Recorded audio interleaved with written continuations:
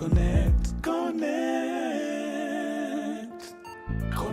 Kupata information unataka. Connect. Life ni journey pia ni process. Connect. For every step una make, it brings a different outcome. It always comes together. Everything in life is a process. Life is a journey. Life is a journey. Believe in the process. Everything in life comes together. Life is a journey. Life is a journey. Believe in the process. Yeah. Inspiring, informing, and impacting. This is the Connect.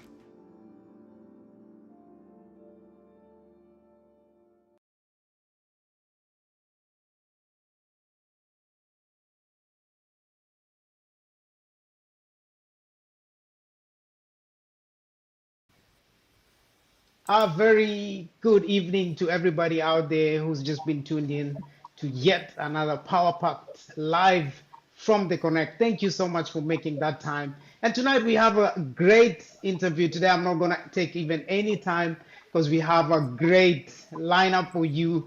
The team is just power packed with information. And we're just going to understand how has the community been, or how is the community during this pandemic, and also not even during pandemic, how has the community been, and how is the leadership, and what are the programs, if any, that you should be involved in. So tonight we have a great lineup all the way from New South Wales. We have Victoria in the house, we have Adelaide in the house, that is South Australia, and we have the one and only, the person from the farthest, I think that is the farthest, if you're in Australia, that is all the way in WA. Thank you for joining us tonight. And I'm not going to take any more time. I'm just going to go straight and just introduce our guest tonight. And our guest tonight, on my left, right there, we have Catherine Mwike, who's the current president of CASA, that is in Adelaide. And then on my second left, right there, is Vincent Kanyangi, who's the current president of KCWA, right there in Perth. And then on my third left is Tabitha Chepkwony, who's the outgoing chairperson of Kiswa, that is in Sydney.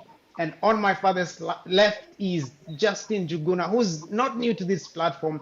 He is the treasurer and information person in the Victoria, KCV Victoria. So today we're gonna start right in my left, right there, with Catherine Mwike.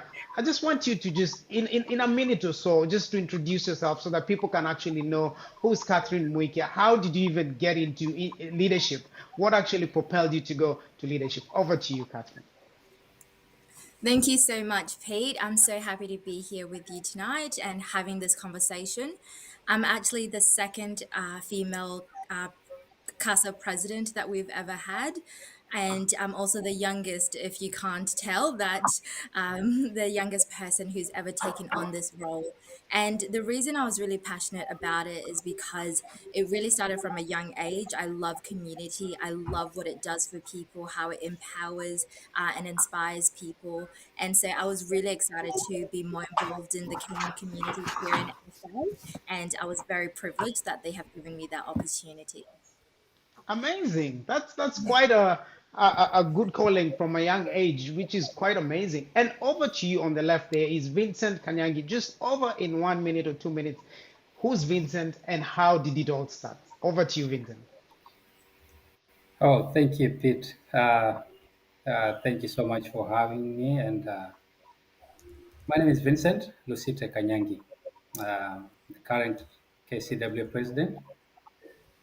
I, I am married to one wife, and we've been blessed with 3 kids, and we really thank God for that. Um, I am born in a family of 5 children, and I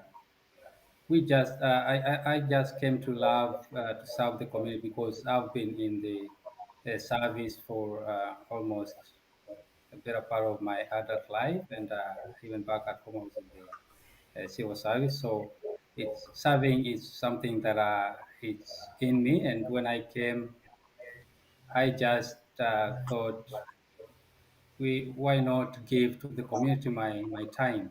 to serve voluntarily. So that is how I found myself in the community leadership. And yeah, we're still going strong. Thank you so much, Pete. Amazing. Wow. People from all the way, civil servants, they love the community, they love to give. And then over to you, Tabitha. How did it all start? And just in a minute or so, who's Tabitha so that people can actually know tonight? Over to you, Tabitha. Thank you. My name is Tabitha Chepkwony. I am the former chair for Kenyans in Sydney Welfare Association.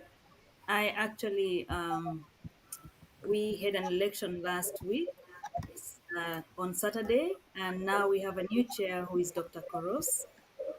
The reason why I joined leadership, actually, what I can say is I was raised and grew up among leaders. My grandfather was working at local in Kenya at the local council or in the local community as a chief. My grandmother was a leader. My mother, as well, she is a national and as well as international leader in the ecumenical space and peace building. So I've sort of just been, it's in the family. But personally, I feel that I went into leadership because I have the compassion in me and the love for justice. I assumed leadership before Kiswa. I was the chair of the Australian National Committee of Refugee Women, and also I have co-chaired the Sydney Alliance, which is an advocacy group, both advocacy groups. So that's where the justice comes in. And I was also a member of the African Australian Ministerial Consultative Committee. So as you can see, leadership, I've assumed various leadership roles, and joining KISWA is because I wanted to really give something to the community. Yeah, over to you, Pete. Amazing. Wow. This is just amazing because you never know why someone is actually doing something until you ask. Thank you so much for sharing. And over to you, Justin. So, how did it all start and who's Justin? Justin. Thank you, Peter. So yeah, I've been here a few times, and so for me, I've been in Australia for maybe 15, 20 years. I'm married, two girls. I'm a banker by profession, been in banking for 18 years. And leadership for me is just about empowerment and informing the community. As you know, I've been very passionate about sharing of information in the community to build each other. And overall, I just see that in Victoria in particular, especially in the last 2 years, there's been a need to really come together and unite and build resilience with each other. And yeah, so that's a bit about myself. And yeah, thank you, Peter. I think Justin, since we finished with you, I'm just gonna start with you. If any, has there been any issues affecting the community during this pandemic? We actually still within the pandemic, but are there, if any challenges, any issues that maybe you are aware of? Over to you, Justin. Thank you, Peter. So to start off with, in Melbourne, we have had 6 lockdowns over the last year and a half, and for a period of about 262 days. And on top of that, we had restrictions and curfews. So that has had quite an adverse impact on the community here in Victoria, and in particular in Melbourne. Um, some of the impacts have been isolation in various ways due to lockdowns. There has been a financial impact in terms of income with job losses and inability to meet financial commitments with some of our community members, whether it's uni fees or utility bills or rent or medical bills or loan repayments. There's also been a challenge with just basic needs with housing with some of community members, being Melbourne is one of the most locked down cities actually in the world. And another financial impact was disempowerment, whereby people are unable to, say, financially support community members, maybe family or friends, both here and overseas.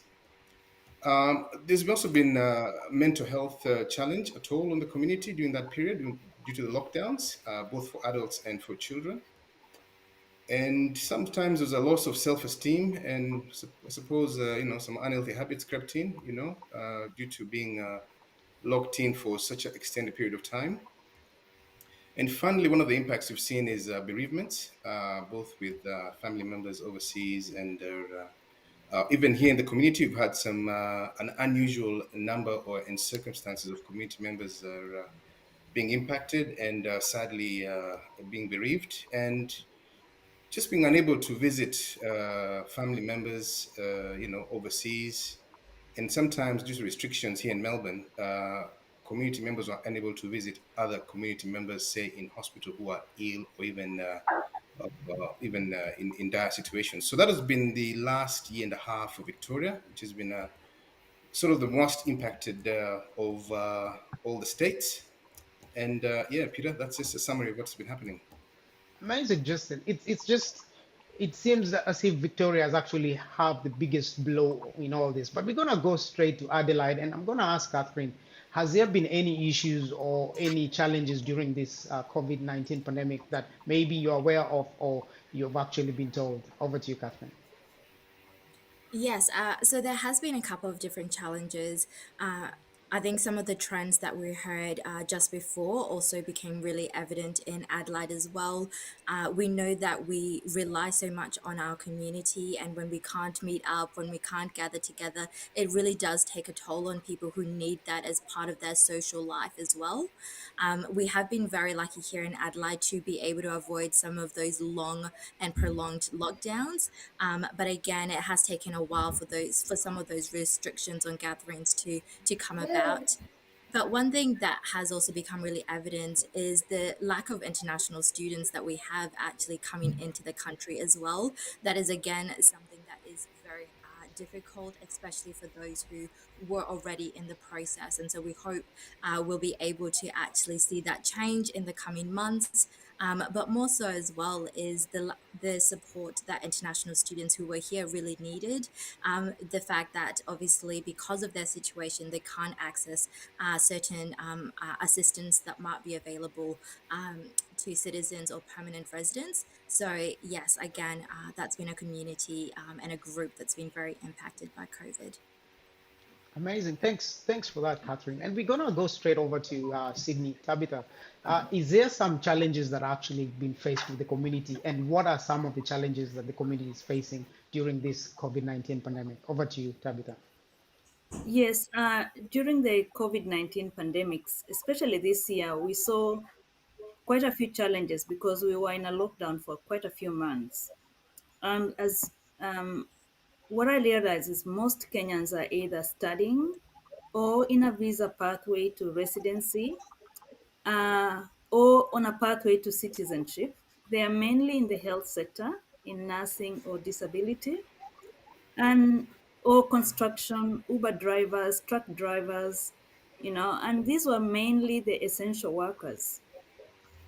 So what I saw during the pandemic was these sectors were highly impacted, and therefore there was the anxiety of always, if you are working in disability or aged care, having to go for your COVID test every other second day so that you can go back to work.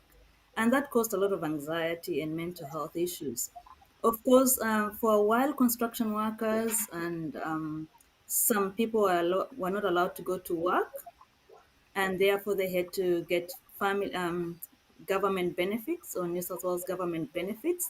But if you didn't, some members didn't have a visa, and therefore were not able to get those benefits, and that was really hard for them. Um, People were homeless. We've heard about mental health in other states. It was the same with New South Wales. We had mental health issues, or some members were presenting with mental health issues. Uh, some of our members also have children and they had to cope with homeschooling. I was one of them. I have a family, I have a daughter, and we had to do homeschooling as well as um, working from home, which is emotionally as well as psychologically draining. And also being separated from loved ones. We were not able to travel. And just as someone else, just echoing what someone else said, being separated from loved ones who were either in other states or overseas in itself was not an easy thing. So yeah, there was a lot of impact, and like any other Australian or like everywhere else in the community, we also saw other issues of domestic violence, um, increased substance abuse, especially alcohol. Yeah, and over to you, Pete.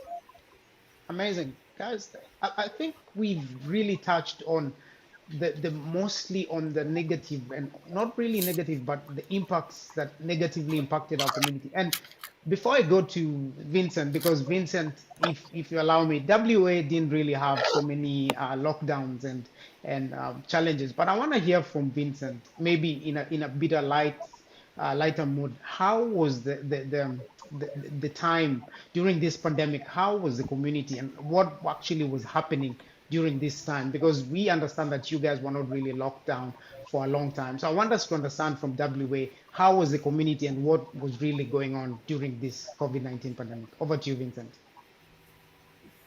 Thank you, Peter. Actually, we in WA, we really thank God, and we've been so lucky. We haven't had that extensive lockdowns. And I would just say that initially, when this pandemic started, the scare, when it was all over there, I think it was the same all over the country or all over the world for that matter. And we kind of, uh, nobody was sure about what's happening. So the first few months was almost the same thing, like confusion and all that. But coming into like 3 months later, actually we were almost like going on with our normal business and all that.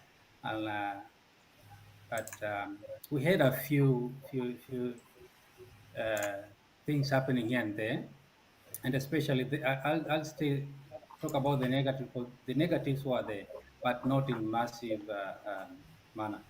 So we did have all the mental health that we mentioned, people lacking uh, there's food and accommodation and all that. But later on, we came up and everything was almost normal. We could go on with our activities, although with a little bit of restrictions, but we could do our normal activities. We could go to work, we could go shopping. Normally, schools have never closed that much. The longest it's been 1 week or two for the school closure. So, we've been so lucky. Having said that, we've had the mental health issues as well, but not as much as you can hear from the other side, the eastern states. So we've had activities going on. We've had community engaging the members, and it's been so helpful. It's been so good seeing that people can meet and just share. And uh, as much as we could not travel overseas, within WA, we could say that we managed our stress well, because we could even meet and greet and just uh, like we look out for one another. And yeah, no, nothing serious that we could say that impacted us so much or for so long. Over to you, Peter. Amazing. So we're gonna go on a notch higher and just try and understand, because someone watching us tonight would really want to know what was actually done. So we want to understand, maybe from Catherine, what was really done during this COVID-19 pandemic, and when these challenges presented themselves. What did the community do to actually help or even assist those who are going through these challenges? Over to you, Catherine.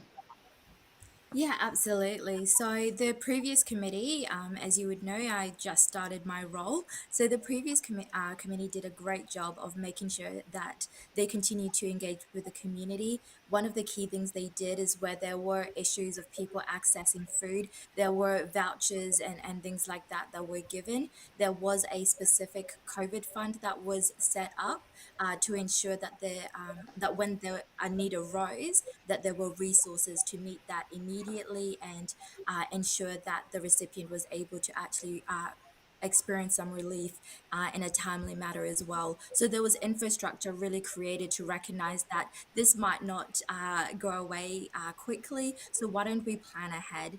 And also one of the things that did happen as well, there were platforms where people could talk about important issues such as domestic violence, but also it was also an opportunity for people to have a platform to be able to just speak to one another. And we know that WhatsApp and other means of communication are so important. So that was a really important thing to make sure that the messaging was still going out there, that people knew exactly who to call when they needed assistance, and that assistance was provided as quickly as possible as well. I'm going to ask the same question to Tabitha, just in terms of what was really done to help out during these challenges and during this 19 COVID pandemic. So Tabitha, was there something that was done? And what are some of the programs maybe you started and that actually helped during this time? Over to you, Tabitha. Yes, thank you. One thing I want to mention is I saw a lot of community resilience. I saw a lot of resilience within our members and the Kenyan community here in Sydney. One of the things that we did, or Kiswa and other organizations did, was to organize a Kilo of Kindness campaign where everybody would have a bag of foodstuffs and you drop it into a center, and anyone who needs the food would go and pick could go and pick the food. We also made this year, when children were in isolation and lockdown and homeschooling, we had a Zoom for children every Wednesday where children could just come into the Zoom and participate in whatever they wanted to do.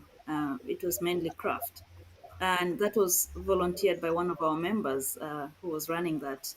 So all these were voluntary.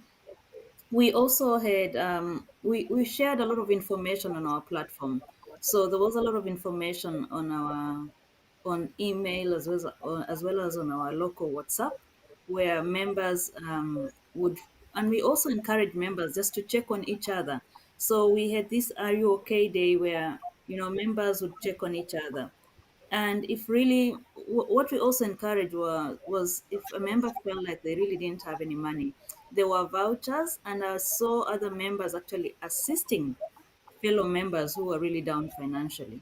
So I really saw a lot of resilience within the community. And if a member lost a loved one, an immediate family back home, then Kisu was able to at least give $4,000 for the family back home to be facilitated in funerals. Over to you, Pete. Amazing. It seems that the community was really running and things were running in the background.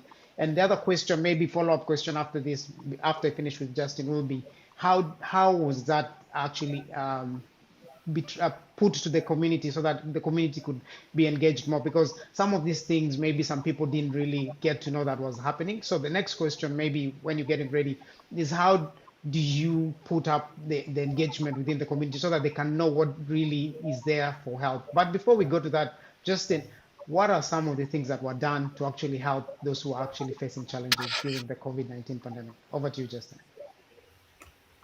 Thanks, Peter. So here in Victoria and in Melbourne, the challenge was quite significant in terms of movement restrictions in the curfews. So that limited us in terms of being able to physically see members per se. Hence, we adopted digital platforms become very active, and engagement was within various groups in the community, say, for example, international students, the churches, or Kenya Community Victoria, etc. So we really had to adopt reach out to members via digital platforms, and when there was a window of opportunity to actually go see members or address a need, we'd actually do so. And as mentioned before, there's a lot of one of the challenges we had was just the high, unusually high number of bereavements for community members, both in Victoria or direct family members overseas. So that the community really, in terms of unity and support, it really came through, and that was a big silver lining in a time that was most challenging. Because after by the third or fourth lockdown, there was really the novelty of lockdowns are really worn out. So and the challenges were becoming quite significant in terms of especially for people like international students on temporary visas, etc. And hence we various initiatives were fund. We had fundraisers where we tried to reach out to community members with for financial support. We had quite a few, whether it's bereavement fundraisers, etc., just to try and really bridge the gap, because by the fifth or so lockdown, it was quite taxing on community members, both personally, from a financial point of view, from a mental health point of view, from a well-being point of view. So engagement within these various groups really made the difference in a big way, especially with members who passed away within our own community. And we had quite a few actually, both international students, citizens, residents. It was quite a challenging time for us. In the old days I've been in Melbourne, Victoria, I've never quite seen a season like this. So credit to the community for really coming together and showing unity and support for each other, and being the silver lining in each other's storm. So that's thanks, Peter. Amazing. Thanks for those pointers and just the insight on what has actually been done, because some people would say that things are not being done on the ground. And basically the reason why I have such an interview is for people to know that there are things which are being done in the background. And if you need any help, there are things and platforms for you to get the help. So we're gonna go to Vincent, and I'm gonna ask Vincent, because you mentioned there was a bit of mental health and a bit of challenges there. What were some of the things you guys did in WA to just help people within maybe the mental health or any challenges that they were facing? Over to you, Vincent. Thank you, Peter. Firstly, the initial challenge, the first challenge that the community had to deal with, KCW came together in conjunction with the Organization of African Communities in WA, coming up with a center where there was some food stuff being distributed, and especially for students who were struggling, who didn't have like accommodation or food, they could just go and pick some foodstuffs. And we really thank the Organization of African Communities who have really worked with us together to help the community. And in terms of the mental health and all that, the community, the KCW tried to put up some activities and just meetings to help just to talk and encourage people who are going through stuff, and especially so, as one of our members said here, that the bereavement overseas really drained us directly or indirectly, and it was something that brought the community together actually, and the communication that was going on, especially because here in W we have KCW and other subgroups. It is so amazing. So people were coming together in those groups, communicating and reaching out to each other. And we have so many people who help in when people have been bereaved or they are going through stress and all that. We come together. We have community pastors who come together and just be with those people and try to talk them, guide them, pray with them. It was just amazing to see how people have embraced one another during this period. And uh, because that didn't last long, we were lucky because the activities actually helped mitigate such issues.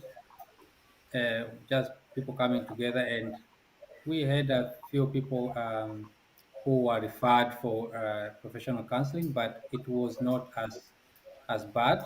But we really thank the community as the leaders. We really thank the community who came together without getting tired and just look after one another. Yeah, thank you, Peter. Thank you so much for that. And the reason again for this interview, and I want us to take that question, and then we're going to take a short break. And if you have any questions, please write them on the comments down below, and we're going to try and answer those questions. I see a few people have joined in. Thank you so much for joining in. I want to understand, what are some of these programs or assistance? So if we can get them out there and let the people know. So I'm going to start maybe with you, Catherine, so that people are aware of some of the programs which are actually there so that they actually get engaged. What are some of the programs that actually people can benefit from? Over to you, Catherine. Thank you so much for that question. Having taken on this role, I have really realized the importance of people not just, I guess, joining our Facebook page or things like that, but really ensuring that they're really a part of the community. It's so easy when somebody doesn't come to an event, you're not able to get to know them as much. So I do believe this is such an important question. So the previous committee obviously set up incredible ways in which people could connect with one another. I know that one of the key things that they ensured is whatever location people were, there was a key contact. So if you lived in the north, there was somebody that you could reach out to. If you lived in the south, there was somebody you could reach out to. This meant that if somebody needed to have any assistance, they weren't driving across the city to be able to reach it. And that was really important to ensure that the assistance that we provide is local, even on that macro level there. But one of the things that is really important to me taking up this role is actually creating new programs. I know that one of the things that was discussed at our AGM is having more programs for young people. And so, as much as there's a great foundation, there's still so much more we can do. And I look forward to working with my committee to ensure that there are programs for young people. We have young people who've grown up here, who are in university, who are just about to enter the workforce. And it would be really great to have a skills day where they're able to really hear from other entrepreneurs, other business people who look like them, that they can connect with, that they can actually grab a coffee with as well. And so that's one of the key things that we're looking to do. But more than that, we're also just looking to ensure that all the things that we may have been difficult during the COVID restrictions, now that we're able to open up, ensuring that we do go back to those retreats. I know one of the things that the previous committee did is that they ensured that there were retreats that people could get out to, and those were communicated as well. And that really helped people just get that break, get that connection, and to be able to really recharge as well. And so that was one of the key things that I believe they did to help people connect, and one of the programs that they ran as well. And every program that they did, I do believe they also ensured that there were key people. So if it was a topic on mental health, they ensured that there was somebody there to speak on that who was an expert. So not only was it the community, but it was also ensuring that there was expert knowledge being added to the conversation as well. I do know for our young people, especially when it comes to engagement with the legal system as well, it's also ensuring that there's that connection to be able to say there's a workshop that is going to be run by police officers, just to have that conversation so that so we avoid people actually having to engage with the legal system as well. And so that those are some of the programs that were done before, and I look to forward to continuing as well. Amazing. Some great programs, and maybe towards the tail end of the interview tonight, I'm just gonna maybe you're gonna tell us how people can actually get involved, or even how they can actually get to enjoy those programs. And we're gonna go straight to Tabitha. What are some of the programs which are there to help out and to help the community, and which programs can people reach out to get help? Over to you, Tabitha. Yes, Kiswa has normally the beginning of the year we have the orientation day.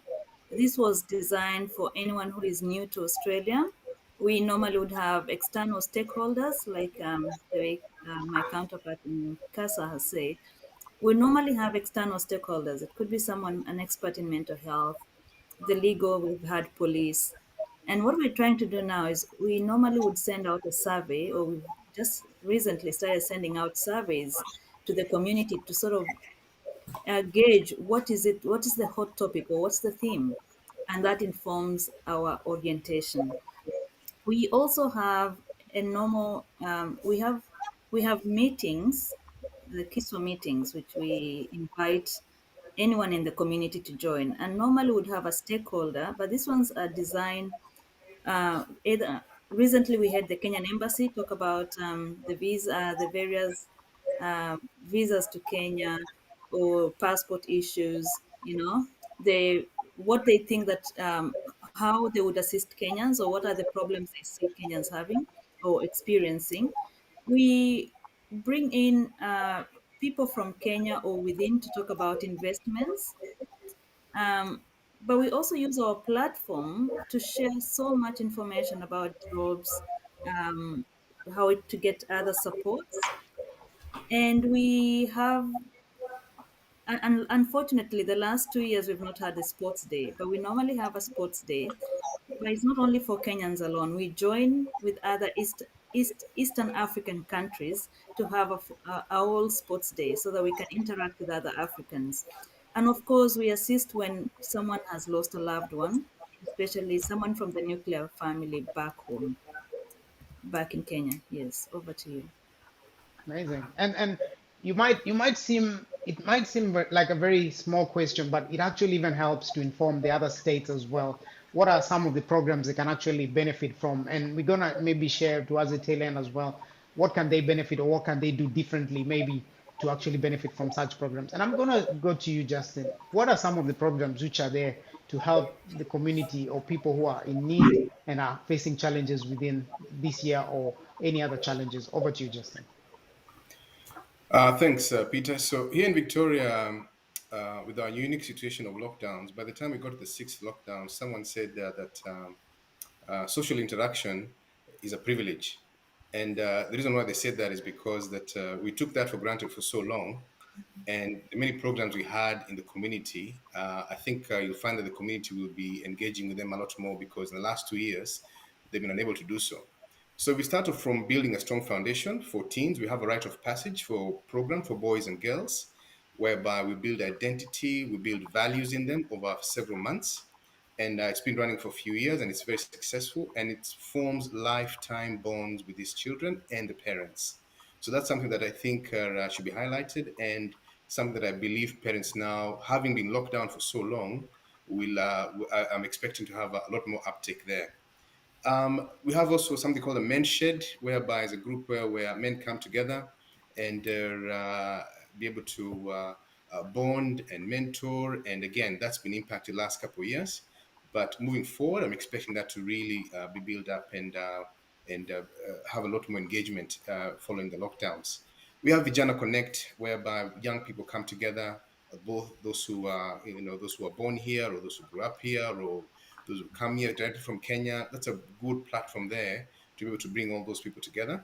So those are some of the examples of the groups you have. We have a women's group also. We have a lot of initiatives that were there before the lockdown that perhaps community members may not have been engaged as much, although there was quite high involvement. But moving forward, I think following the lockdown, I think you'll find that those are groups and initiatives that community members, especially because we now can engage face to face in person, you find that those are initiatives that people will actually plug into and connect because they've learned that social interaction indeed can be taken away and is quite important for we as human beings, I think.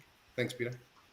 Amazing. I like the last point where you're saying community members don't really are not aware because the basic message of tonight is what are the programs and how can they get engaged? So we're gonna go to you, Vincent.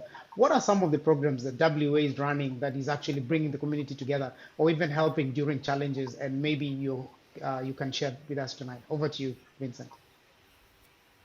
Thank you, Peter. Some of the programs we've had over the years and the ones that have really helped us during this pandemic. We've had community engagement. One area we've had student mentorship. We've held such sessions to mentor the students and just to talk about everything that concerns them and especially so the academics. We have the academia who just come and speak to them about the school life because we could just see the school life and the pandemic thing. It was too much, and we could come up with experts. We have people experts like drug and alcohol practitioners who came and speak to just had a talk about drugs and substance use and just to manage such areas because we found that such was the area that the substance use was too much during the pandemic, and so we had experts coming and speaking to them. And the goodness is that those experts, all of them, were all from the community, all Kenyans, and we were so lucky to have those guys speak to our students and all that. So we had sports day that included every person, like all the family members. We had the all day sports, and people came out and enjoyed, and they just forgot about the problems that were out there, like the pandemic and all that. They forgot about all the stress. So people came out and they were so involved in sports, and it's something that now it's just going on and on. We've had family picnics. We just go to the park, relax, and dance to the music, have activities, and we've seen that help so much. People, we get feedback after every activity, and people are so happy and they want more because that helps in taking away the stress from the community, and it makes people like their mental status just in good shape, if I may say that. And so, one thing again that has helped is the communication, because sometimes when you do not communicate to people, people feel like they do not have that touch with the other people in community or the leadership. But we've kept constant communication, constant a passing of information from the government, from the organization and communities. We really come and made that information available for the people, so that if there are programs like we had we have the women had their meeting, which it was dubbed "Lift Me Up." So it was like "Lift Me Up" after this pandemic. They were coming together to lift each other up and just come. So it has been an amazing journey. I know it has not been easy, but it has been an amazing journey, and people have really benefited from all those activities, and we are still doing more. And we know that we still have a long way to go, but we're still doing it. Over to you, Peter. Amazing, amazing, amazing, amazing. We're gonna take a short break, but we're gonna return and we just want to understand how can we get engaged with these programs, because we're not just talking about what is there to be helped, what are the programs. We want you to get engaged. How can you get engaged? After this break, we're gonna talk about how you get engaged. Where is this information? Where is the website? Where can you reach out if you want to help? You want help? But tonight we also gonna know our leaders. So we're gonna talk about how is leadership as well. So after the break, don't go anywhere. And if you have any question, please write them on the comments down below, and we're gonna answer your question right after this break. Thank you.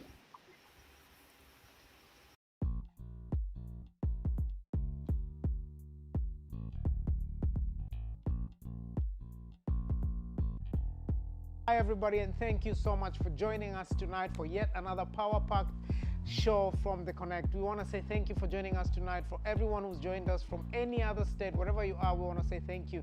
And we want to say Merry Christmas and Happy New Year. May you enjoy the festive season, and we shall catch you guys again next year from January, same time on the Connect Live. We'll be bringing you great stories. For tonight, we want to thank our guests for coming in and just doing what they've done, and we want to say thank you so much. May you continue leading, and may God lead you as you lead the community. And for everybody out there, if you have a question, please don't hesitate. Ask the questions, and we're gonna try and answer to the best of our ability. But from us tonight, we want to say may you have a great festive season and a prosperous 2022, and we shall see you when we return on the Connect. And may God bless and keep safe.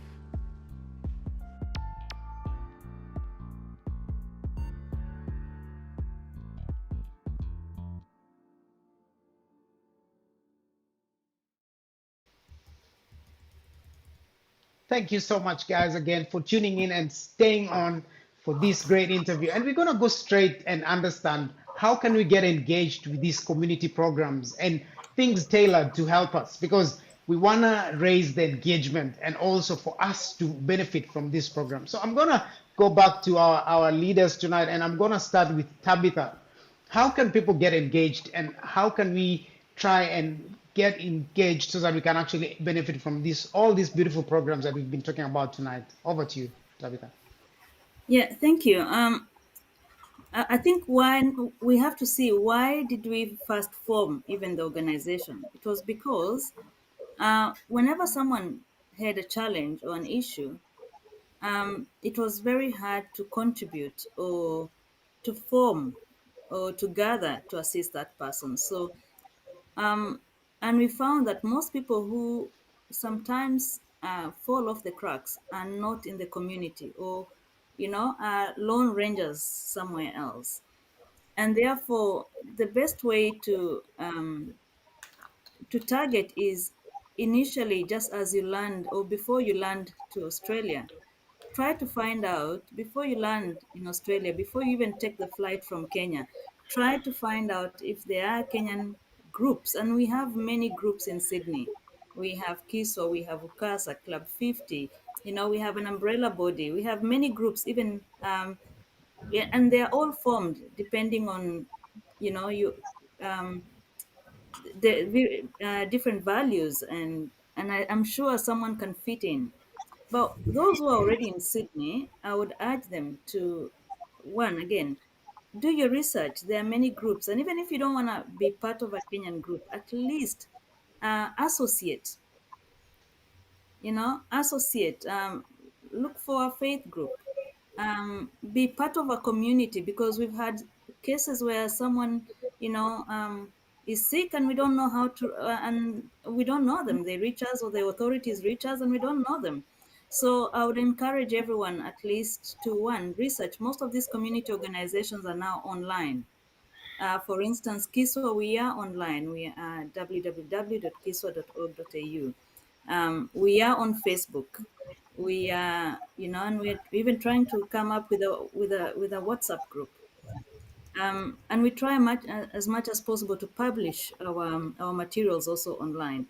So I'd urge Kenyans, wherever they are, whether the ones who are planning to come from overseas and coming to Sydney, to try to look for, to try and navigate through the web, or online, and at least register. And also to register with the Kenya High Commission, because most likely, if they cannot find you in a community group, they'll try to get you through the High Commission, and unfortunately, they also would not even be able to find you there. So yeah, over to you, Pete. Amazing, amazing information right there. And I'm really grateful that we have such a platform that we can actually share these programs. So I'm going to go over to you, Justin. What are how can people actually get engaged with some of the programs that are actually there to benefit them? Over to you, Justin. Thank you, Peter. So I'll be a bit candid on this one. So with this one, I think I'll start off with what I call KYC, Know Your Community Member. I think we as a community need to just make the effort to know, to reach out to each other and to be brothers and sisters keeper, because you live in suburbs, you live in neighborhoods, and you should really, if you know someone now, who lives, in the same vicinity, make an effort, just reach out to them, and it starts from there. Um, Having said that, and further to that point is that we all need help and support at one point. So knowing your community member is actually maybe beneficial to you yourself. Um, that's from a personal point of view. I think, or an individual point of view, I think it's important that community members on their individually actually make an effort to reach out on their own and reach out for help. I had an example during the pandemic. I could give an example where a lady was given had a first baby and had no support, and her family was overseas, and she made the effort to actually reach out, and as a result, she actually got much needed support.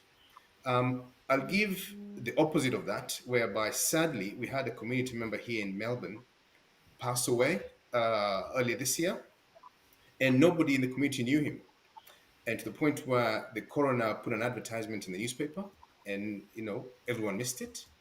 And believe it or not, the individual was buried by the state, and we only got to know about it once the family in Kenya was notified, which was quite tragic. So make an effort to reach out and reach out for help. And just to let everyone know that next year in March, we'll be having the AGM for Kenya Community Victoria. Please participate, get involved, step up, join the leadership. and even vote for your leaders, because it begins from there. Thanks, Peter.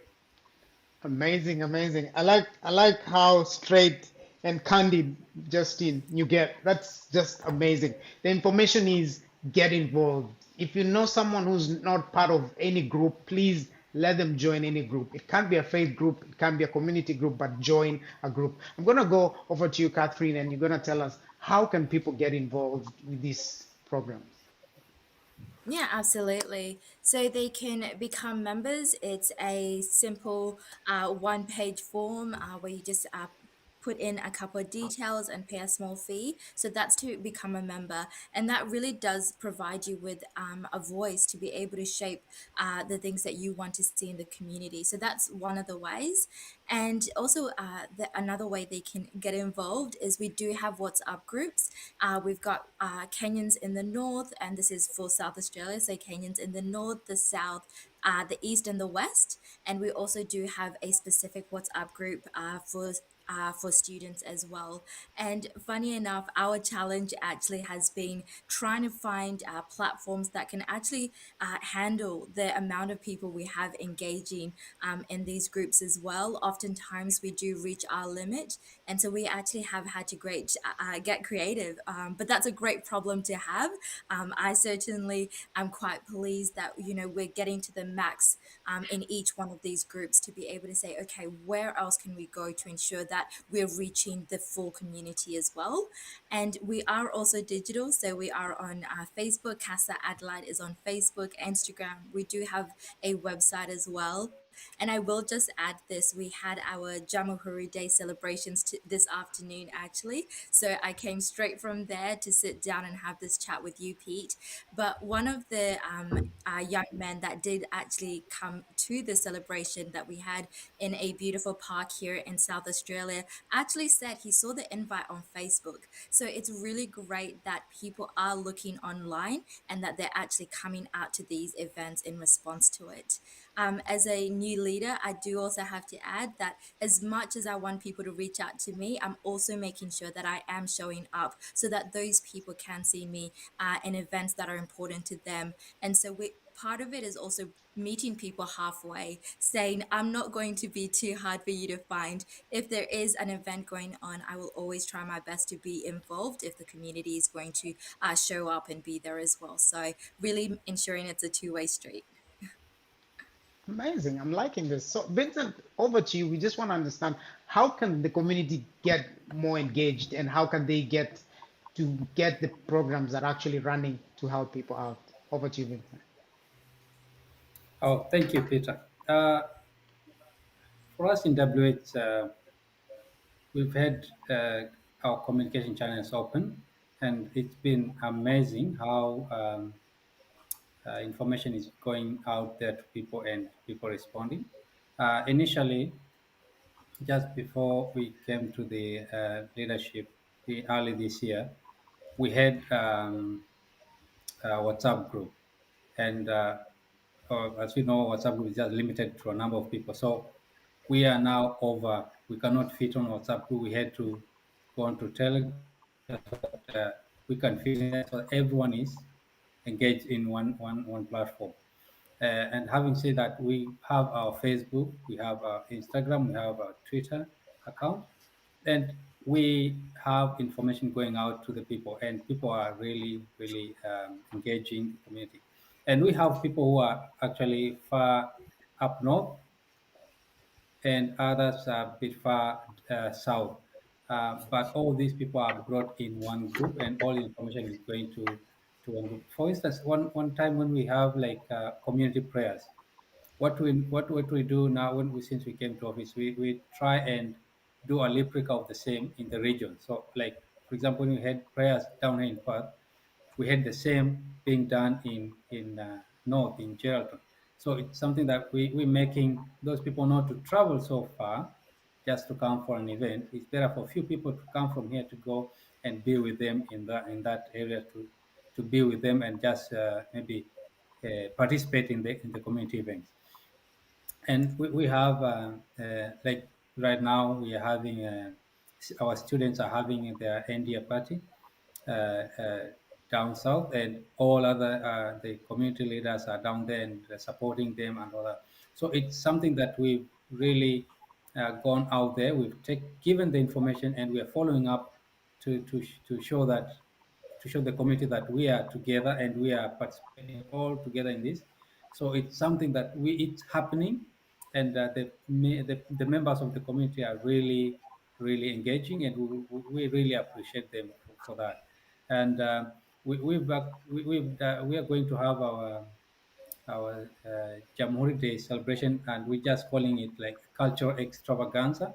So we're having it on 18th, and we are bringing it's like a family thing. So we're coming together as a family just to celebrate our culture, and we've been invited all nationalities, especially East African, and we just want to celebrate and make everyone feel that they are appreciated in the community. Thank you, Pete. Amazing, amazing. I think we actually can see a few things we can maybe borrow a leaf, maybe from one state to the other. And also if maybe other states you wanna ask how can we get our information out there, how can we get people involved, please feel free to share all the information between communities because we trying to get one community just to enjoy the programs. Even if WA is stronger in this, please share with Victoria. If Victoria is stronger in this, please share with the other states so that we can actually be able to have one uniform approach. But I know it can never happen. But who knows? We're just trying to see if it can happen. For now, we just want to go on a different angle. We just want to understand you as a leader. How do you take care of your mental health? Because I know leadership, having a family, having a job might take a big toll on yourself. So we're going to start with Justin. How do you take care of yourself as a leader, especially on your mental health? Over to you, Justin. Thanks, Peter. So, self care is very important, and it's one of the crucial lessons that the pandemic has taught us. So, personally, firstly, I maintain a positive mindset. You know, I try to be very optimistic, and one thing that I often say is that learn to manage stress, or stress will manage you. So that's a headline for me. I make a deliberate effort to make time to rest and switch off because living in diaspora is a very time poor and busy lifestyle. So that's you have to make a deliberate effort because you can find that the day, the week, the month has just skipped you. Exercise is another one. You know, healthy body, healthy mind. So that's one that I try and sneak in, and a work in progress. So I try. And probably the last one that I try and to do in terms of well-being is just to make sure that I have a positive and encouraging circle of people around me because yeah, that's one thing that you are what who you hang out with, they say. So that's make a deliberate effort on that to make sure that I encourage others and also be around those who do the same. Thanks, Peter. A point to note there is exercise. I think I'll join you in one of these days that when you're exercising. We gotta go over to you, Vincent. What do you do as a leader to take care, especially more on your mental health, because it might take a toll on you because you have a job, you have a family, and you're a leader. Over to you, Vincent. Oh, thank you, Peter. Actually, yeah, it's something where I really feel sometimes like I'm burdened and I'm so overwhelmed. But I try, like I go to the gym. I do cycling. I can just go and cycle along the beach and just release myself just away from everyday stress and all that. And yeah, I'm just engaging and connecting with people in the community and just sharing. We've got amazing people who we just hang out and just go to the park and just relax and talk about nothing, and it helps a lot. And above all that, I really thank my family because my family is there for me, and every time those are the first people I call back to, and um, they really support me in this role when I'm doing my job and I feel overwhelmed. They're the first people who will encourage me, and I feel so much energy when I have such people behind me to encourage me and all that. So it's something that it's ongoing that like I feel down, I go back to my activities. I engage people. I connect with people, and we have like amazing other leaders in the community. We have an amazing relationship, so we can just share and just encourage one another. So yeah, it's something that is the community is actually uh, helping even to relieve stress from us as leaders. Thank you, Peter. Amazing. And Tabitha, how do you maintain a very strong mental health and a good mental health, having to lead an organization, being a wife, being a mother, and also leading a very great organization? How do you do it all? How do you balance your well-being? Over to you, Tabitha. Yes, you start by having boundaries and having a circle of control, knowing what you can do and what you cannot do, and also appreciating that sometimes when you cannot do a no, a polite no is actually good. But I learned that later that you can actually say, "I'm sorry, it's late in the night and I'm not able to assist you." So having those boundaries and having to know that there is a circle, there are things you can control and there are things that are beyond your control, and maybe it needs someone else, it needs a police or the mental health. But I've also um, I've had to have a safe space. There are moments when I say, okay, this is time for family, and this is now time for self. And that time for self, I know my counterparts are going to the gym. For me, I actually sit somewhere in the room and I either go through prayers or just meditation. So for me, that has been sort of getting my energies recharged um, and just sort of having that self care, right? Yeah, but more so just having that safe space for myself and family. Amazing. Thanks for that, Tabitha. We're gonna go to Catherine as we wind up on that sector. And before we wind up with Catherine, I want all the other leaders to just think within one word. I'm gonna ask, what do you want to be remembered for as a leader? So either for the oncoming leaders, what do you want people to know you with or remember you with? And for the outgoing leaders, what do you want people to remember you with? That is a legacy, or what are you going to bring on the table? So, Catherine, how do you take care of your mental health? Over to you, Catherine. Thank you. This is such a great question. One of the ways I do take care of my mental health is I do go for walks. And oftentimes I will go and just observe nature. I think trees are some of the most beautiful things we have on this world. And the great thing about them is you don't see them striving to do a lot. They just are, but they continue to flourish. And so part of it is just looking at nature, seeing how it moves, and really appreciating that the world is so much bigger than what I can see when I go into that tunnel, when I have tunnel vision. And so by widening my perspective, I'm actually able to say, okay, maybe it's not a mountain, maybe it's a small bump. I can get over that. And also, secondly, like everybody has said, is surrounding yourself with the right people. Whenever I've, said, oh, I want to do this or I want to try this, it's those encouraging words that people give at that time that really gives that boost to be able to say, okay, we're not going to be scared. We're going to do this and we're going to approach it in a positive way. I do have to say, like I said, today we had our Jamahuri Day celebrations, and friendships and investing in them is so important because beyond your committee, it's great to have another network that you can also tap into on days where you've got to do a lot of things, to actually have somebody come alongside you and say, what can I do just to help? And so I often find it's really quite calming to be able to say, okay, there's a support system here. And I do also want to mention this as well for students who often get very busy.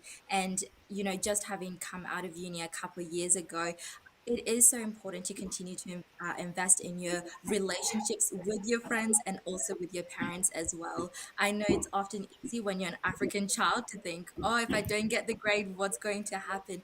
But if you sit down with your parents, you'll actually realize they're just proud of you for just trying. And so I found it's really great to be able to have these conversations because you also do demystify a lot of the things going on. And so stay connected, stay in community so that you're not isolating yourself. And that's really important because sometimes you can't boost yourself up by yourself. You need somebody else to say, you're doing a really good job. You're doing good. You did this well today. And that's all, that somebody may need. And I've been very lucky to have these people in my life. Amazing. I'm liking the spectrum where we when you serve other people or when you give, you also receive.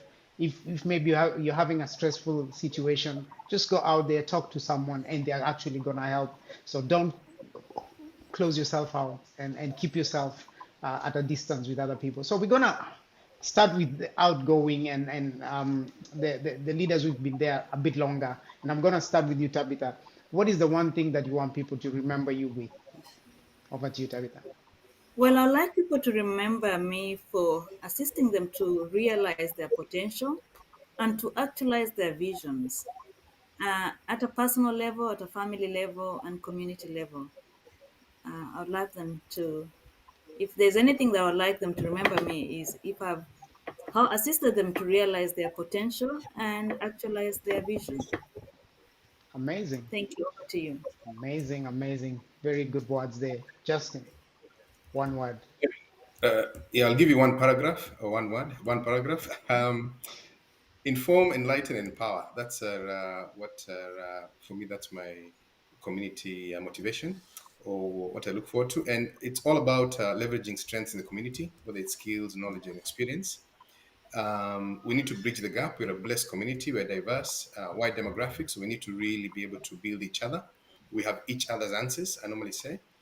Mentorship also is a big thing that I'm hoping that to really build in the community. It's a two-way street, and we have many positive role models in the community who can be able to available to assist. And lastly, just a culture of sharing information and building each other up, because I normally say that there's a direct impact on the future generation who is watching us and likely to imitate how we manage our affairs. Thanks, Peter.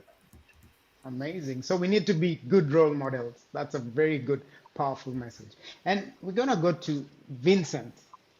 What do you want people to sort of remember you with, or what are you bringing on the table so that people can actually, what changes are you bringing on the table since you're actually the oncoming leader? Over to you, Vincent. Thank you, Pete. Uh, I'm actually not the oncoming. I'm a bit old now in this position. So yeah, what I want to be remembered actually, if there's anything that people I believe they remember, is that I brought everyone together. Like this KCW is one place that you will not find any form of discrimination, status-wise, race or gender. We when we came to office, and something funny you may want to know is that the team that I am working with right now, the team that we are in the leadership, we all came to office as first timers. Nobody had served before. So basically it was all out, all in. So we came in with a different model of bringing the members together, the community together, and we can say we have achieved that. And together with my team, we engaged the community and brought them together without the discrimination and saying that, oh, we can't go to this person because this person is uh, tribe X or tribe. People have come together against all the barriers and all obstacles. They've helped each other, and I will attribute that to our working relationship, bringing people together.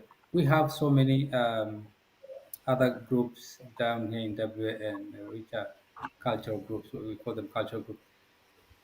I have brought all the leaders together, and we are speaking one language, one language of making the community great again.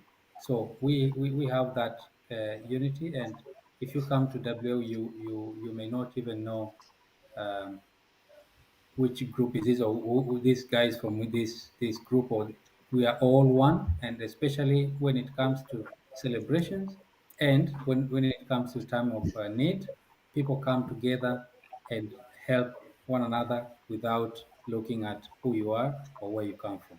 So that's one thing I know, and I believe the people of Western Australia will remember us. Amazing. So we're gonna finish off that segment with Catherine.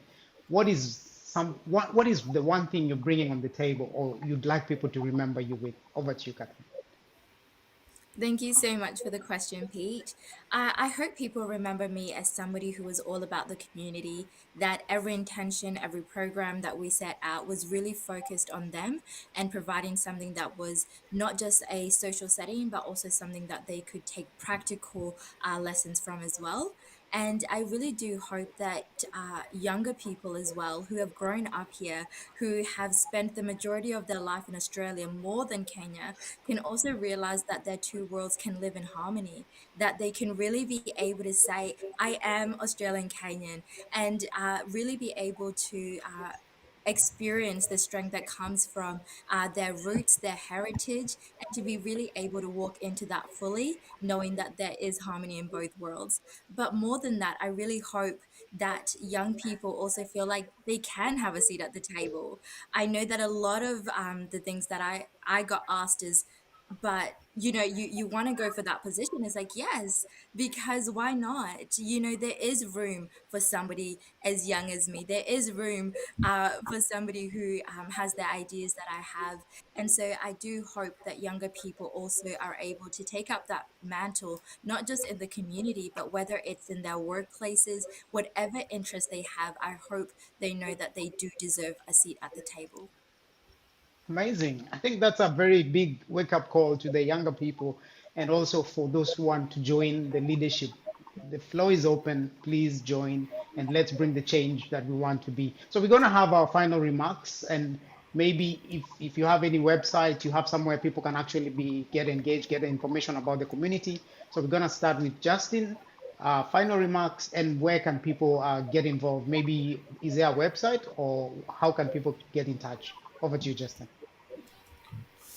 Thank you, Peter. So yes, thank you for the session, Peter. You've been it's good to have this as a first. Hopefully, there'll be more of the same interactive sessions in the future, just to connect Kenyans interstate. Final remarks. It's been a challenging 2 years, and there's no end in sight, it seems, for COVID. We're calling this the COVID normal phase. And big call out to the community in Victoria, which has demonstrated unity, support for each other, and resilience. So I would urge them to continue the same and even build upon that even further to make 2022 a year of even greater heights. And 2022 in itself is likely to be an even more eventful year. I'll note that there's general elections in Kenya. There's a federal election here in Australia, and we also have state elections here in Victoria. So calendar will be packed, and COVID will still be around. And let's continue to support each other and show unity as we have in the last couple of years, and be able to together. I think we continue to be stronger. In terms of contacting us, we have a digital platform on Facebook, which is very active with the several thousand members. We do have a website, but I'll probably say the starting point would be the Facebook page, where we have a couple of platforms. We have the Kenya Community Victoria, which is the formal Kenya Community Victoria platform. We have Kenyans in Melbourne, which is also for community members here in Melbourne, and a few others. But the formal one is KCV. Search us. We invite you all. And yes, that'll be a good starting point, Peter. Thank you. Amazing. Thank you so much, Justin, for your time and also for all you do for the community. I know we don't say it enough time, but we want to appreciate you as well all the time that we have a chance to appreciate you. And we're going to go to you, Tabitha. how can people get in touch with the organization, the association itself, and what are your final remarks tonight? Over to you, Tabitha. Yeah, thank you. People can join Kiswa online, which is kiswa.org.au. We are also on Facebook. And the new committee, I think, is also going to look into ways in which uh, we can be more accessible in the digital and digitally. So, but otherwise, they can reach us through kiswa.org.au. Thank you, Pete, for gathering us together. I've learned a lot from this show, from what other leaders are doing in the various states. What I'd like to urge Kenyans, wherever they are, in Sydney or in New South Wales, is please take ownership of participate in the community, be an active participant. Don't shy away from leadership. Uh, Even if you are not really a leader, but there are other skills and talents and gifts that you can share with the community, and it is an opportunity. So I urge every Kenyan to at least take that responsibility and take active role in the community, because without the community, then we don't have an organization. Without organizations, we don't have governments. We don't even have families. So I would like it to start from the grassroots, where people actually, individuals, take ownership. They assess their lives and see what kind of community would they want to what kind of future would they want their children to have here in Australia. And thank you very much, and we wish you a Merry Christmas and a Happy New Year if we don't meet. Thank you. Amazing. It's amazing to have you, Tabitha. And as you are the outgoing chairperson, we wish you the very best in your next endeavors and everything that you do. May God lead you and may God bless you. Thank you for your time tonight. And we're going to go to Vincent. Your final remarks and how can people reach, or what is the information about Kenyans in WA, and where can they reach you if they want you? Over to you, Vincent. Thank you, Pete. For anyone who wants to engage with Kenyan community in Western Australia, we have a website. It's Kenyan Community in WA.com. You type in there, you find our website. You can register, you can get information, can find what's happening in the community, activities that's happening in the community. You can speak to your leaders, and you can find any other relevant information you want. Another place to find to engage with the Kenyan community is on Facebook. Is a Kenyan community in Western Australia. You go to Facebook, you'll find us there. We are on Twitter, same name. On Instagram, the Kenyan community in Western Australia. I will just urge people that if you have any burning issue or a matter that needs urgency, we have our a mobile number that is, I would say 0401 743 103. 0401 743 103. If you have any urgent matter that you want addressed, call that number and someone will speak to you, and you get the help that you need or the direction that you need. What I would say that I always say this, Pete, if you allow me, we have come more than 8,000 kilometers away from home, at least here in Perth and Nairobi. Maybe it's even more when you go over to the east. We have left most of our family members over there. We have left all our friends over there. We have come here to create new friends and new families. We have new brothers, new sisters. Let us come together in the community and watch each other's backs. Because when you do that, you watch over my back, I watch over yours, we will move with safety. We will not let anyone go into things that they'll make them go in trouble. We will lift each other up. And when we do that, we will have a vibrant and prosperous community. So let us not tire. Let us not get, no one should get tired helping a brother or a sister. So I just leave that with the community, please. Whether you are in eastern states, southern or northern or here in WA, let us remember that we have a brother here, we have a sister here. You do not look away when your brother is having trouble or lacking something. Thank you so much, Pete. Over to you. Amazing. Thank you so much, Vincent. And I wish you the very best as you lead the community, and may God lead you. And thank you for your time tonight. It's much appreciated here at the Connect family. And we're going to finish this segment tonight with some few words, final remarks from Catherine Mwikia. We want to hear your final remarks and how can people get the information they need from Casa Adelaide. Over to you, Catherine. Yeah, absolutely. So people can join our Facebook page and follow that, as well as the Casa Adelaide Instagram page.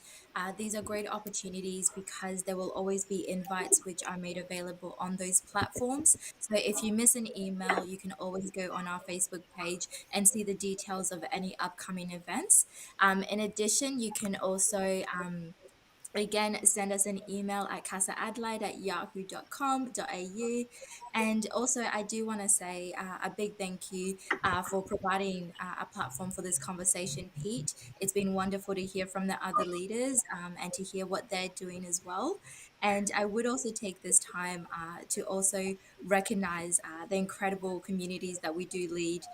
It is an absolute privilege to be able to do so, and I look forward to what the future holds as well. Amazing. So we're gonna reach out to a few people just there as we wind up. There's M Dunda who's saying, "Hey Catherine Mwike, so nice to see you." There's Gloria saying, "The great interview, great listening to our community leaders. So it's not in vain. You guys have been heard. The community have listened to you, and now they know what to do in case they have any problems." From us at the Connect, I just want to say thank you to our leaders. Thank you for giving us this chance because it's not every leader that will give you this opportunity, but you have taken your time to come and talk to your community members. And for that, we appreciate you and we wish you the very best in your endeavors, in your families. And from the Connect tonight, we just want to say, have a Merry Christmas and Happy New Year. And we shall see you guys when we return next year, bigger and better. And from us, the Connect, and from the leaders, we want to say a very Merry Christmas. And thank you for watching and tuning in tonight. And God bless. God bless. Thank you.